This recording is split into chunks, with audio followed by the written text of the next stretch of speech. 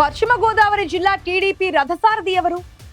AP IIC chairman మాజీ MLA Manthena Ramaraju కొనసాగుతారా? AMC మాజీ chairman కోళ్ల నాగేశ్వరరావుకు అవకాశం దక్కుతుందే? సుదీర్ఘకాలంగా పార్టీలో కష్టపడుతున్న కేఎన్ఆర్ ఆశ ఫలిస్తుందా? అధ్యక్ష హోదాకు అర్హులైన నేతల వడపోతలో త్రిసభ్య కమిటీ మొగ్గు ఎవరి వైపు? పశ్చిమ గోదావరి జిల్లా టీడీపీ అధ్యక్షుడెవరు?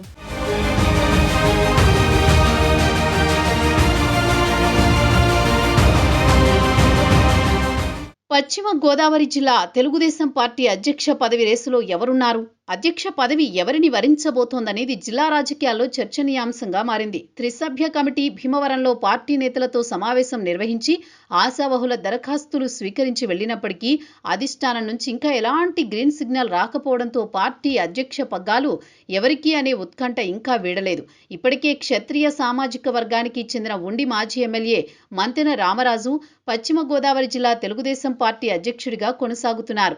అయితే ఆయనకు ఏపీ ఐఐసి చైర్మన్ పదవి ప్రభుత్వం కట్టబెట్టగా పార్టీ అధ్యక్ష పదవిలో కూడా కొనసాగిస్తుందా అనేది సందేహంగా మారింది.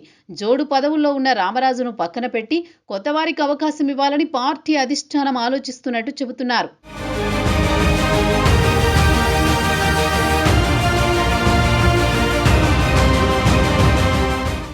అధికార పార్టీ జిల్లా బాధ్యతలు అందులోనూ కీలకమైన పశ్చిమ గోదావరి జిల్లాలో నిర్వహించాలంటే జిల్లా స్థాయిలో అందరినీ కలుపుకుని పోగల నాయకత్వం అవసరం. స్థానిక సంస్థల ఎన్నికలు ఉండడంతో పంచాయతీలు, పరిషత్ ఎన్నికలను అలాగే జిల్లాలో పెండింగ్లో ఉన్న మున్సిపాలిటీ ఎన్నికలను సమర్థంగా ఎదుర్కొనే నాయకుడు కావాలి. ప్రధానంగా జిల్లా కేంద్రమైన భీమవరం మున్సిపాలిటీ ఎన్నికలు సవాల్గా మారనుండగా పాలకొల్లు, తాడేపల్లిగూడెం, తణుకు మున్సిపాలిటీలకు ఎన్నికలు నిర్వహించి తెలుగుదేశం పార్టీ సత్తా చాటడంలో క్యాడర్కి దిశానిర్దేశం చేస్తూ బలంగా పనిచేసే నాయకుడి అవసరం ఉంది. కంచుకోట లాంటి పశ్చిమ గోదావరి జిల్లాలో ఏ ఎన్నికలొచ్చినా విజయం భారీగా ఉండాలని అధిష్టానం కూడా ప్రత్యేక దృష్టి పెడుతూ వస్తోంది.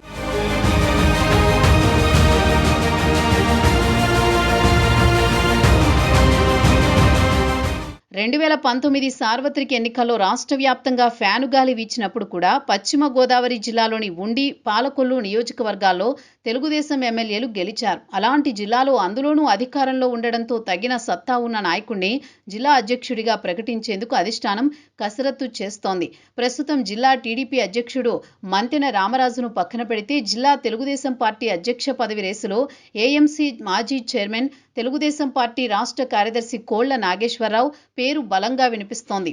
విద్యార్థి దశ నుంచే ప్రజల కోసం పోరాటాలు చేస్తూ వచ్చిన కోళ్ల పార్టీ ఆవిర్భావం నుంచి తెలుగుదేశంలోనే ఉన్నారు.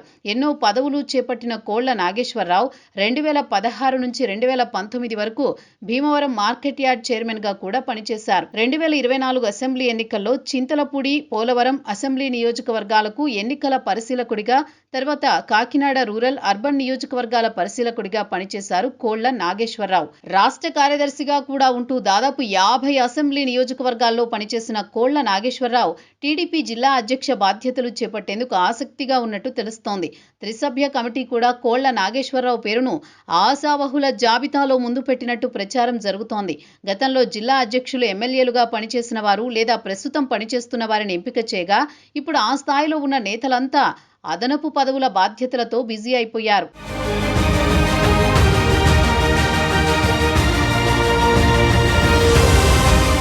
ప్రధానంగా టీడీపీ జిల్లా మాజీ అధ్యక్షులు తోట సీతారామలక్ష్మి పొలిట్ బ్యూరో సభ్యురాలిగా కొనసాగుతుండగా పక్కనే ఉన్న ఉండి అసెంబ్లీ నియోజకవర్గంలో రఘురామకృష్ణంరాజు డిప్యూటీ స్పీకర్గా కొనసాగుతుండటంతో వారిద్దరూ జిల్లా పార్టీ బాధ్యతలకు దూరంగానే ఉండాల్సిన పరిస్థితి ఉంది. అలాగే పక్కనే ఉన్న పాలకొల్లు ఎమ్మెల్యే నిమ్మల రామానాయుడు ఇరిగేషన్ శాఖ మంత్రిగా కూడా బిజీగా ఉండడంతో ఆయనకు జిల్లా అధ్యక్ష బాధ్యతలు అప్పగించే పరిస్థితి ఉండదు. ఇక తాడేపల్లిగూడెంలో, నరసాపురంలో జనసేన ఎమ్మెల్యేలు ఉండగా అక్కడి నుంచి జిల్లా అధ్యక్ష బాధ్యతలు చేపట్టగల నేతలు కష్టమే అని చెప్పొచ్చు. ఇక తణుకు ఎమ్మెల్యే రాధాకృష్ణకు జిల్లా అధ్యక్ష బాధ్యతలు ఇవ్వవచ్చని కొందరు చెబుతున్నా ఆయనందుకు సుముఖంగా లేరని పార్టీలో కొందరు చర్చించుకుంటున్నారు. ఇక గతంలో మంత్రిగా, పొలిట్ బ్యూరో సభ్యునిగా పనిచేసిన ఆచంట ఎమ్మెల్యే పితాని సత్యనారాయణ కూడా జిల్లా అధ్యక్ష బాధ్యతలు చేపట్టేందుకు అంత ఆసక్తిగా లేరంటున్నారు.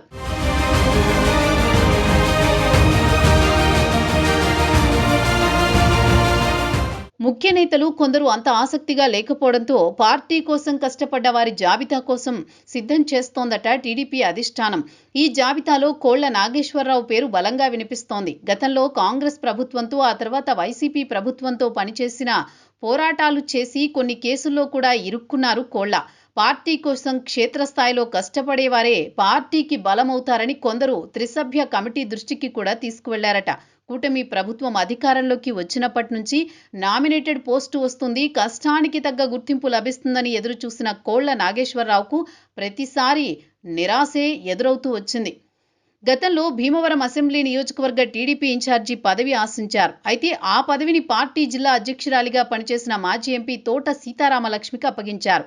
అలాగే పశ్చిమ గోదావరి జిల్లా సెంట్రల్ బ్యాంకు చైర్మన్ పదవైనా ఇవ్వాలంటూ అధిష్టానాన్ని కోరారు.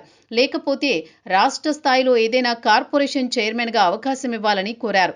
ఎలాంటి బాధ్యతలు ఇచ్చినా కష్టపడి పనిచేస్తానని పార్టీకి బహిరంగ లేఖ కూడా రాశారట కోళ్ల నాగేశ్వరరావు. మరి కోళ్ల కష్టాన్ని టీడీపీ అధిష్టానం గుర్తిస్తుందా?